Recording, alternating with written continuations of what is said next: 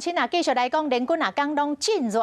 台湾岛未属是一粒小旱池，乡亲都要注意，唔通去热到。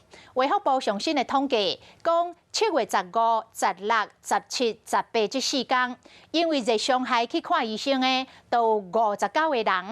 啊，今年到昨7月18为止，热伤害的人数是343个人。医生嘛特别来提醒，讲这个感冒药啊，有含一种会互血管肿大的成分，所以有食感冒药的民众，唔通伫个高温的环境下踮伤久，因为高温血管嘛会肿大，两种的因素拢会互血管肿大，这人是真会昏倒，啊嘛要会记哩，加啉一寡茶水。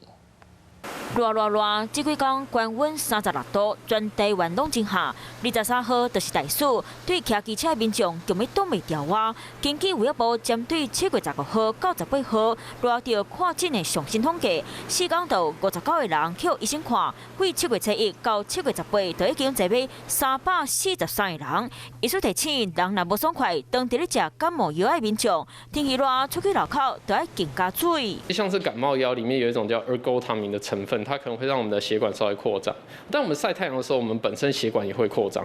好，所以2件事情扩张底下，你就可以想见，我们身体的血都冲到这些血管里面去，真大脑反而得不到我们足够的这个血液。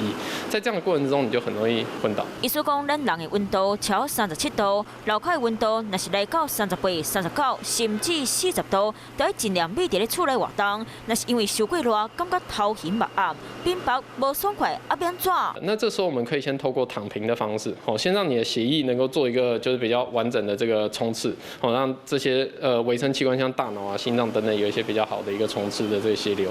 那后续再多补充一点水分。透过以上方式，若是无改善，或者是体温来到40度，医师建议嘛是要赶紧去挂急诊。某民众讲，家己租厝的所在装变频冷气，不过因为是晒少日，电钱嘛是真贵，多无到半个月就用100度的电，唔知影变怎开冷气才会较省电。建议消费者就室内温度呢可以调整26到28度，再搭配循环扇或是电扇。即摆当时热热，不管是出去路口，或者是踮伫咧厝内，民众嘛是拢会记哩补充水分，加注意家己的身体状况，身体才会勇行。Hello， 大家好，我是乃瑜，要教给大家2个任务。第一个，华视新闻的脸书专页，你按赞了吗？还有华视新闻的 YouTube 频道，赶紧订阅起来，还要记得按赞，开启小铃铛哦。